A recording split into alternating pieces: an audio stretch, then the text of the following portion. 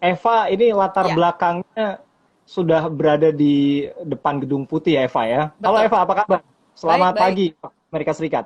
Selamat malam, Elsinta. Apa kabar? Eva, di belakang Eva itu ramai sekali. Ada apa ya, Eva ya? Iya, itu di belakang saya adalah Gedung Putih, Berry. Jadi kalau Mm-mm. kita lihat, itulah gedung yang menjadi perebutan sengit ya di antara dua kandidat. Kandidat dari Partai Demokrat, Joe Biden, dan juga petahana Presiden Donald Trump dari Partai Republik.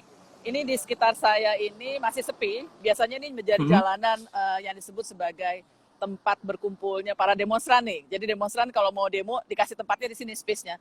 Ini disebut jalannya sekarang udah dirubah menjadi Black Lives Matter Street, begitu lah kurang lebih ya. Oke, Kita, ya, Berry. ya. Sekarang di Indonesia sekitar jam 7 malam, jam 7 lewat 9 menit, kurang lebih sama ya. Sekarang, tapi kalau di Amerika jam 7 pagi, Eva ya. Jadi pagi-pagi Ya, Eva sudah menuju ke Gedung Putih. Mau gantiin Donald Trump atau gimana, Eva? enggak lah. Ini cukup dua orang aja udah bersaing sengit. Udah dipikirkan nggak cuma di Amerika, tapi seluruh dunia ya ikutan memikirkannya gitu, Berry.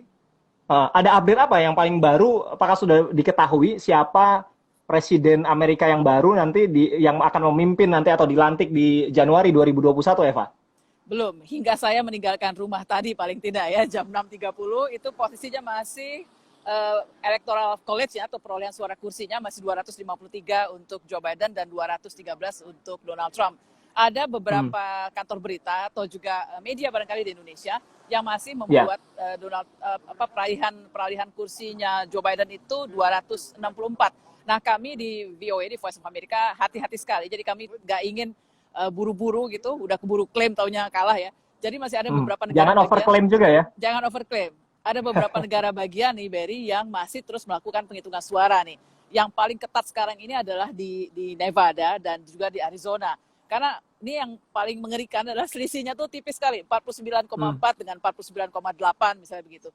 Jadi saya juga cukup bisa memahami ketika Presiden Donald Trump ingin mengajukan gugatan hukum untuk menghentikan proses penghitungan suara atau mengajukan recount ya penghitungan kembali dan bahkan ya, siap untuk maju ke Mahkamah Agung, Terry.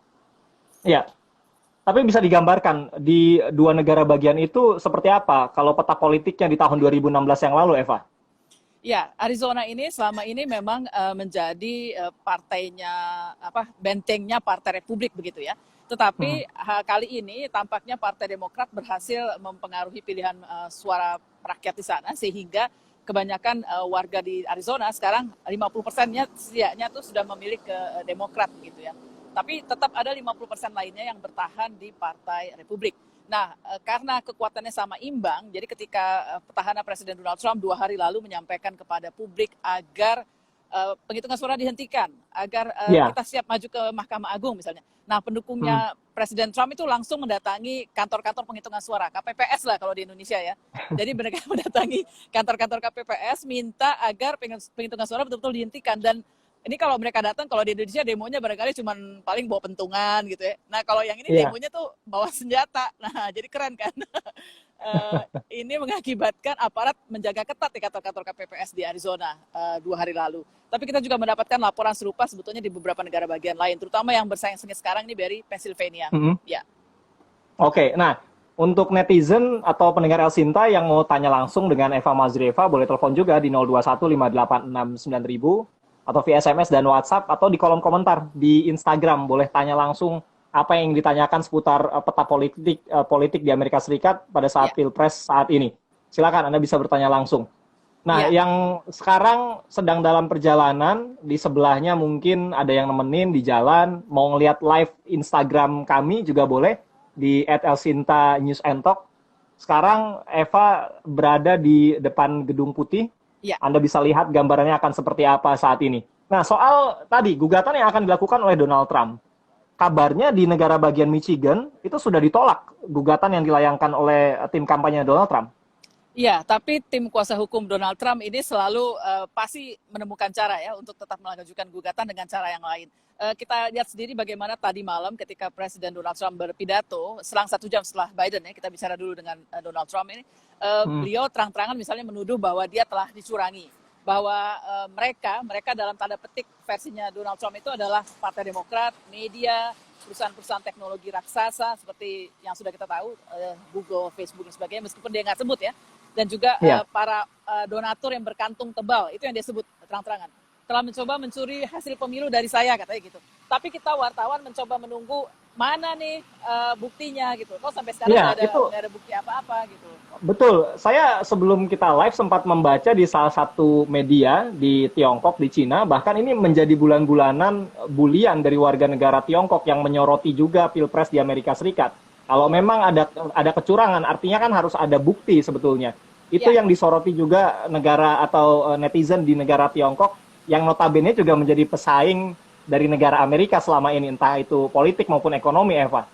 Ya, betul. Itu menjadi sorotan nggak cuma di Tiongkok sebetulnya, Berry ya. Kalau Tiongkok barangkali lebih ke soal mengapa selama ini Tiongkok menjadi sasaran atau target dari urusan konflik perdagangan hingga ke soal tuduhan bahwa Tiongkok telah mencoba mempengaruhi pemilihan presiden Amerika, meskipun telah berulang kali dibantah ya.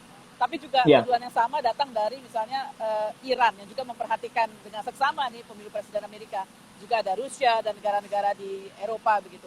Nah, Iran misalnya pemimpin tertinggi Iran, Ayatullah Ali Khamenei, terang-terangan bilang, kita sih nggak peduli nih apa yang terjadi di Amerika, nggak bakal berdampak pada kebijakan luar negeri Iran gitu ya. Tapi tetap aja ditonton juga, dilihat juga sama Ali Khamenei, karena takut-takut ada yang drastis gitu ya. Jadi hal yang sama juga saya pikir dilakukan di Indonesia. Jadi orang juga menyimak dengan seksama nih apa yang bakal terjadi di Amerika. Ya. Oke, kita sapa dulu, ada Pak Budi di Bekasi, Jawa Barat. Ini banyak sekali masyarakat di Indonesia yang juga antusias mengamati jalannya Pilpres di Amerika Serikat. Halo Pak Budi, selamat malam Pak. Malam Bung Berry, malam juga Mbak Eva di Amerika. Ya, silakan Pak. Kalau saya cuma pengen tahu selaku orang awam di Indonesia, kira-kira kecurangan seperti apa sih kalau Pilpres di Amerika itu yang bisa dilakukan oleh panitia pemilihan di sana gitu. Oke, hanya itu aja. Mungkin salam sehat Mbak Eva, Bung Berry. Terima kasih. Selamat malam Pak Budi. Ini dari Kota Tangerang. Ya, Pak Budi. Sebentar Eva, ada penelpon.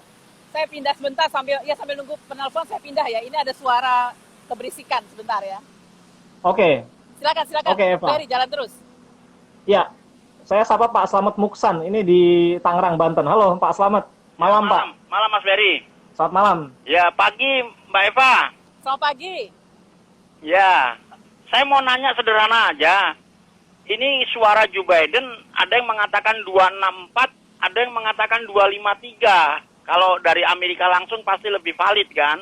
Ya. Saya lagi bingung ini, kenapa ada yang 264 itu sumbernya dari mana? Kalau kembali ke 253 berarti ini ketat lagi. Ya, ketat lagi. Iya, berarti ini ketat lagi. Kondisinya nggak seperti apa yang dibayangkan udah menang, yakin menang gitu. Sekarang nggak yakin lagi. Karena kondisinya kan semakin ketat seperti ini. Saya melihat Nevada itu kapan selesai gitu ya. Kayak yang paling menentukan kayaknya ya. Ada beberapa negara bagian lagi yang bisa nggak nanti malam waktu nanti pagi waktu Indonesia Barat ya, itu apa selesai nggak hitung-hitungannya nih. Kalau saya melihat ini ya Donald Trump sih kelihatannya kalah tipis ya. Tapi dia dengan segala keajaibannya, dengan segala keunikannya, dia bisa membalikkan situasi. Dan ini paling mengerikan ya, artinya di Indonesia nih saat ini menunggu siapa yang menang dan belum ada kepastian. Itu aja, terima kasih. Oke, terima kasih Pak Slamet Muksan. Kalau bisa dilihat sekarang di Instagram, Eva sedang bergerak ke sudut lain. Dan tadi saya sempat melihat sepertinya ada salah seorang jurnalis televisi ya di Amerika yang sedang on cam juga sepertinya Eva. Tapi Eva bisa tanggapi dulu. Ya, saya tanggapi yang terakhir dulu barangkali yang Pak Slamet Muksan tadi. Volage ya. Oke, sebentar. Ini ada polisi segala ini soalnya. Oke, dah. Tadi tiba-tiba ada suara, sepertinya ada satu perusahaan yang menyalakan alat pemanas ruangan. Ini karena di sini sebetulnya dingin sekali nih, Mas Berry dan para pendengar. Ya, jadi pertama tadi yang soal kenapa kok satu ada yang 253, satu yang 264. 264, 253 ya. Iya. Suara Joe Biden. Betul. Jadi kalau saya bisa ceritakan dulu soal electoral college gitu sedikit kali Berry ya, supaya para pendengar kita tahu. Jadi berbeda dengan di Indonesia. Di Indonesia itu memang kita kan pemilihannya berlangsung secara langsung, bebas umum rahasia begitu. Jadi setiap orang memiliki hak suara yang sama. Dan kita semua, presiden kita, pemilihan presiden itu dihitung berdasarkan popular vote atau jumlah suara yang memang mereka dapatkan gitu ya. Jadi ketika Pak Jokowi misalnya dapat, let's say 200 juta, ya memang 200 juta orang begitu yang memilih dia misalnya. Tapi ketika di Amerika, kita pakai sistem electoral votes. Jadi setiap negara bagian itu memiliki kursi berdasarkan jumlah penduduk di negara bagian itu. Jadi misalnya California yang memang jumlah penduduknya luar biasa banyak, nah mereka mendapatkan kursi paling besar, 55 kursi ada di California. Tapi kayak Pennsylvania yang jumlahnya agak kecil nih, mereka dapat kira-kira 20 kursi. Nah, kursi-kursi ini yang dihitung nanti untuk perolehan masing-masing kandidat nih. Jadi angka keramatnya nih, Berry, angka keramatnya itu 270. Kenapa? Karena total kursinya seluruh Amerika itu ada 538 yang diperebutkan ya. Jadi ada 438 untuk DPR dan 100-nya untuk Senat. Jadi 538. Nah, mereka harus dapat persis 270 angka keramatnya kurang lebih begitu. Nah, saat sekarang ini ada badan-badan counting atau media yang menggunakan angka yang lebih besar, 264, karena mereka merasa, wah, udah pasti nih Biden akan menang di negara bagian Arizona, misalnya begitu. Tapi kami, VOA misalnya, dan banyak media-media lain juga masih sangat konservatif, merasa bahwa Arizona belum tentu kita menangkan, jadi akhirnya kita masih menggunakan angka 253 ya, bukan 264. Karena memang belum dimenangkan di negara bagian Arizona, Berry. Ya, soal bentuk kecurangan tadi, apakah bentuk kecurangan seperti apa sih Eva sebetulnya? Itu yang jadi pertanyaan dari Pak Gani di Bekasi, Jawa Barat. Kalau memang pernah terjadi di Amerika ada pilpres yang curang, itu bentuknya seperti apa? Atau mungkin dalam case yang dituduhkan Donald Trump, apa yang dimaksudkan oleh Donald Trump sebetulnya? Ya, yang dituduhkan oleh Donald Trump sekarang ini terutama tentang adanya surat suara yang menurut Trump, loh kok surat suara yang melalui pos itu semuanya rata-rata lebih ke Biden, lebih banyak ke Biden begitu. Sementara yang di TPS doang nih yang ke Trump.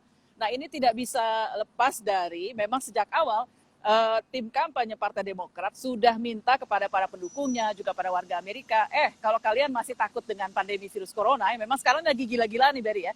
Jadi ada hampir 9,5 juta orang yang sudah tertular virus corona. Nah, ketika itu tim kampanye Biden maksud saya bilang, kalau kalian masih khawatir dengan datang ke TPS karena takut terjangkit corona dan sebagainya, maka kirim saja surat suara.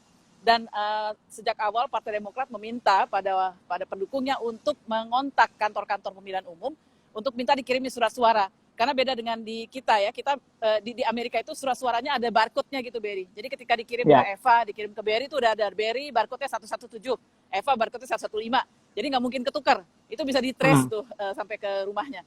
Nah, jadi mereka memang memilih untuk mengirim surat suara lewat pos begitu. Itu kalau yang dari Demokrat. Itu sebabnya banyak sekali surat suara yang masuk, kok tujuannya kebanyakan mereka memilih Biden. Dan di TPPS itu memang karena sejak awal Partai Republik dan bahkan Presiden Donald Trump sendiri berkali-kali mengatakan tradisinya pemilihan Presiden Amerika itu ya datang ke TPS. Jadi kalian semua harus datang ke TPS rame-rame pada hari Selasa kemarin 3 November. Ya wes orang-orang ngikutin gitu loh, datang ke TPS rame-rame. Makanya di TPS kebanyakan suaranya ya ada yang kebanyakan condong ke Donald Trump. Jadi ini bukan berarti terjadi kecurangan kan, karena memang polanya sejak awal begitu. Dan kalau lalu Trump menuduh bahwa ada proses penghitungan suara yang masih terus berlangsung padahal pemilu sudah selesai. Loh, selama bertahun-tahun memang itu yang terjadi. Jadi memang di pemilu sebelumnya perolehan suara itu telak ya, menang telak begitu, Berry, landslide. Jadi kalau kayak Obama misalnya kita lihat tahun 2008 menangnya drastis sekali sehingga calonnya udah nggak ada kesempatan untuk bilang bahwa saya juga menang. Nah, yang berbedanya kali ini kan memang beda-beda tipis aja gitu. Iya. Jadi ya kita harus tunggu proses penghitungan suara, Berry. Ini sepertinya jauh lebih seru dibandingkan dengan pilpres di periode-periode sebelumnya ya, Eva? Iya, ini jauh lebih seru dan juga sebetulnya jauh lebih mengkhawatirkan ya, karena kalau di pilpres sebelumnya mungkin ada ya warga tidak terpecah seperti sekarang ini. Ini yang jadi pertanyaan sekarang adalah kenapa sih warga Amerika kok kelihatan sekali gitu warnanya terpecahnya dan itu yang dicoba ditenangkan oleh banyak tokoh masyarakat ya, bilang sabar, kita tunggu sama-sama proses pemilu, jangan keburu-buru klaim si A dan si B yang menang gitu, Berry. Oke, ini pilpres di Amerika rasa di Indonesia seperti di 1 tahun sebelumnya ya. Ya, ini Indonesia itu panas juga. Saya mau cerita sedikit ke Berry ya, ini di belakang saya ini persis di depan Gedung Putih. Jadi lihat bagaimana orang menunjukkan rasa aspirasinya begitu dengan mendatangi Gedung Putih dan menulis di Gedung Putih dengan macam-macam. Mulai dari tulisan Black Lives Matter sampai berikan kesempatan pada kaum perempuan, sampai biarkan hak aborsi untuk mengatur tubuh perempuan. Jadi banyak sekali. Kalau kita lihat di Berry, termasuk juga yang menuntut adanya perubahan kepemimpinan. Jadi sangat berwarna lah pemilu kali ini. Oke. Saya akan menyapa juga netizen yang sudah nonton live kita di malam ini waktu Indonesia atau pagi hari waktu Amerika Serikat. Ada Arif Budiman. Halo Arif, apa kabar Arif? Pertanyaan dari Arif ini, seberapa pengaruh sih sebetulnya sentimen agama dan sentimen ras dalam Pilpres di Amerika? Kemudian juga dari Raymond, kira-kira apa sih yang bisa membuat bangsa Indonesia itu belajar betul, belajar banyak ya dalam Pilpres yang dilakukan di Amerika saat ini, Eva?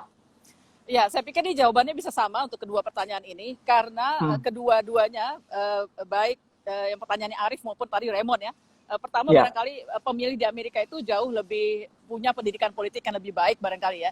Jadi mereka itu sejak dari masih kanak-kanak, sejak dari masih kelas 7 bahkan SMP kelas 1, itu sudah dikasih pelajaran kewiraan. Kalau di Indonesia barangkali kita dulu dapat P4 ya, Berry ya. Waktu zamannya angkatan kita kayak tua banget ya. Di angkatan kita tuh ada pelajaran P4 di mana kita belajar proses pemilihan presiden tuh kayak apa sih. Dan saya pikir sekarang di Indonesia sih masih ada ya kayak gitu.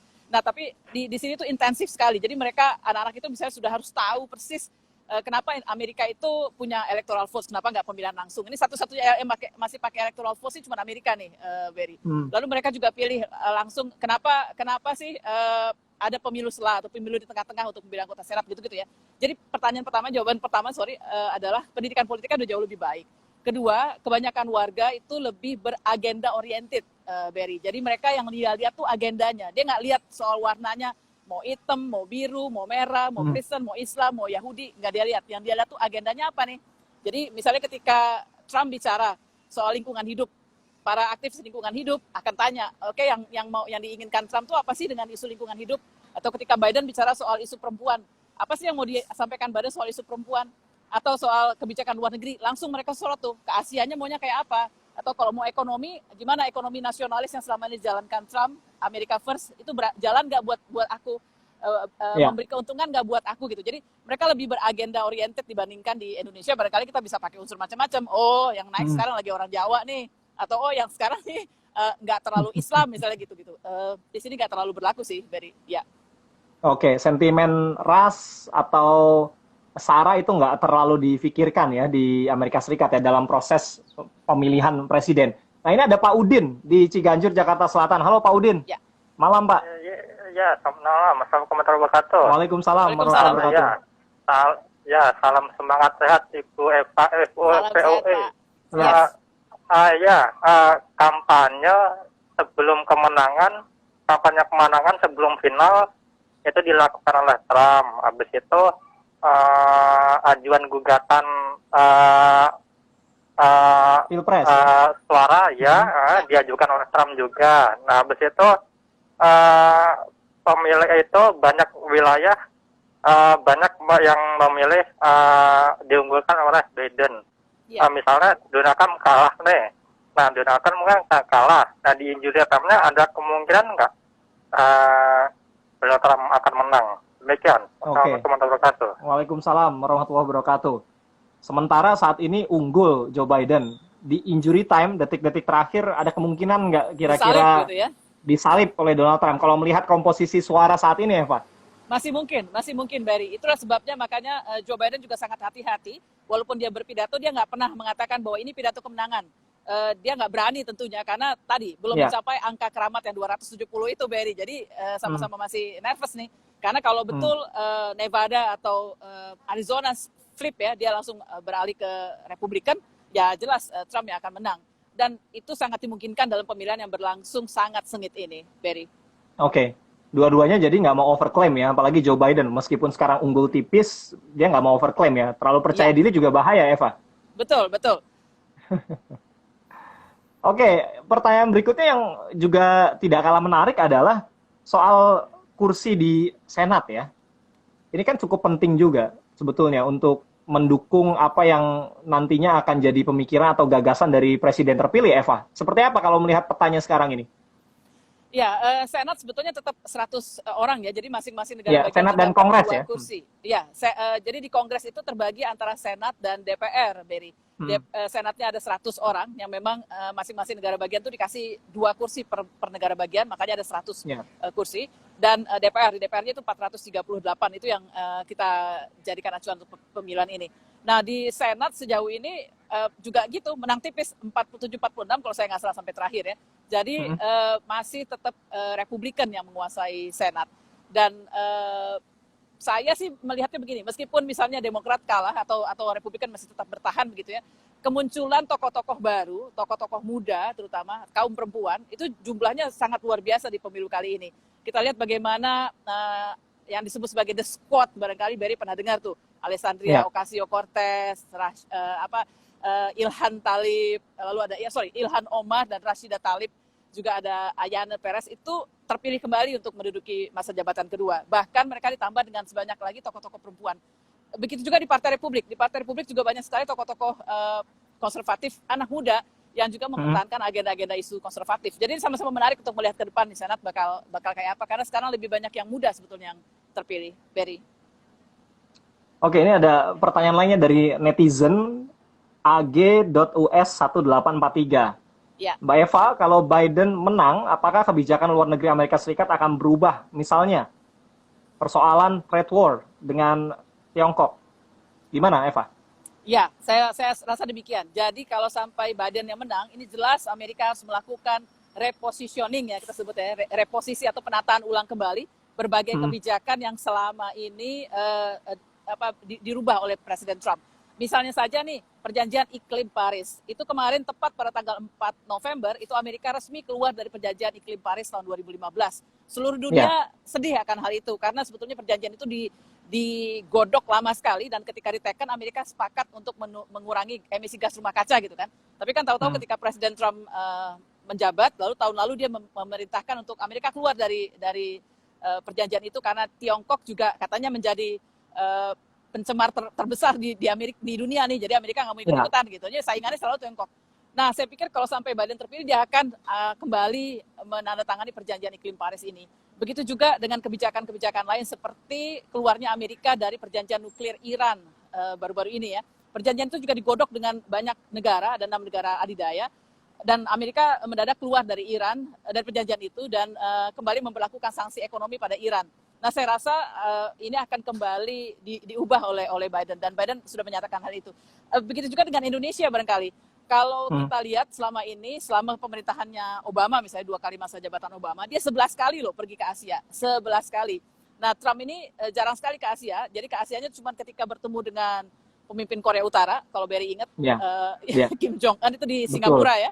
Lalu juga ketika dia datang ke Vietnam ya, sempat juga sekali. Tapi ya udah itu aja. Jadi jarang sekali menghadiri KTT-KTT dengan negara-negara ASEAN.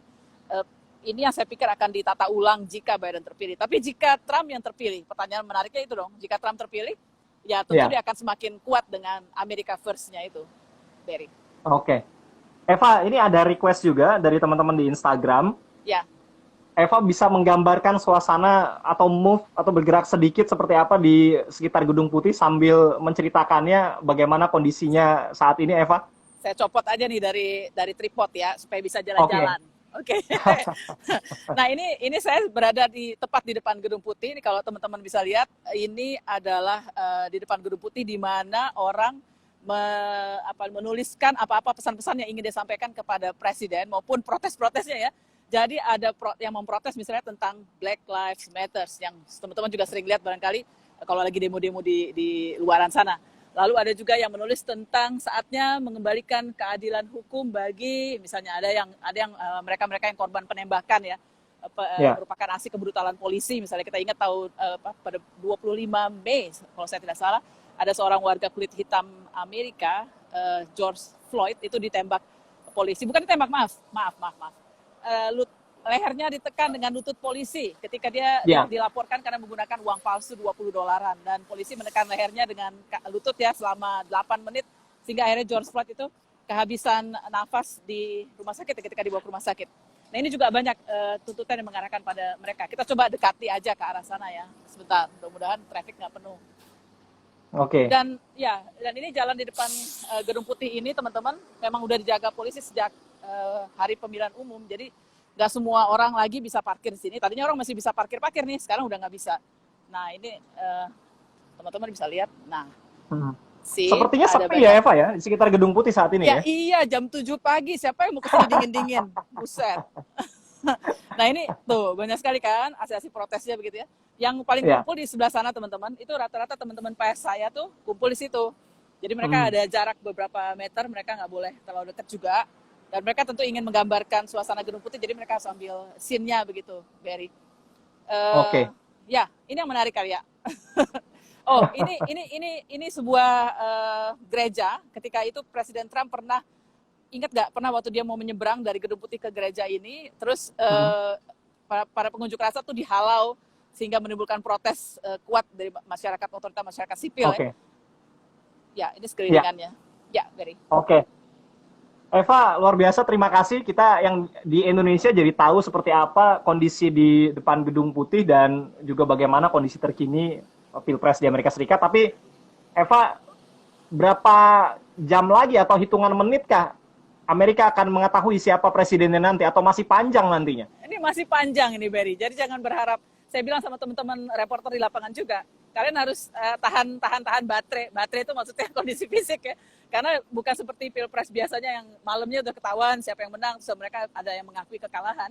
Nah ini kayaknya tanda-tandanya nih belum ke arah situ. Jadi belum ada satupun misalnya Pak Joe Biden atau Donald Trump yang akan mengakui kekalahan. Jadi bakal masih panjang ini, Barry. Ya, baik. Eva, terima kasih. Tetap jaga kesehatan karena kita semua yang ada di Indonesia dan juga di seluruh dunia masih di tengah pandemi COVID-19. Terima kasih Eva sudah live bareng InStock. Apa kata mereka di Elsinta News and Talk edisi sore. Nanti mungkin di lain waktu kita bisa ngobrol-ngobrol lagi. Terima kasih Eva. Selamat pagi waktu kasih, Amerika. Barry. Selamat pagi. Terima kasih semua teman-teman. Itu tadi live kita dengan Eva Mazrieva dari Washington DC, Amerika Serikat, wartawan Voice of America. Terima kasih untuk netizen atau teman-teman semua yang sudah berkomentar melalui kolom komentar ya di Instagram. Ini banyak sekali. Terima kasih yang sudah menyaksikan live-nya di malam ini. Nanti jangan lupa InStock apa kata mereka hadir di setiap hari Senin dan juga hari Jumat pada pukul 17 waktu Indonesia Barat. Spesial malam ini hadir pada pukul 19 karena menyesuaikan waktu dengan kondisi di Amerika Serikat. Saya Barry Hamzah, kita ketemu lagi di InStock apa kata mereka episode selanjutnya. Sampai jumpa.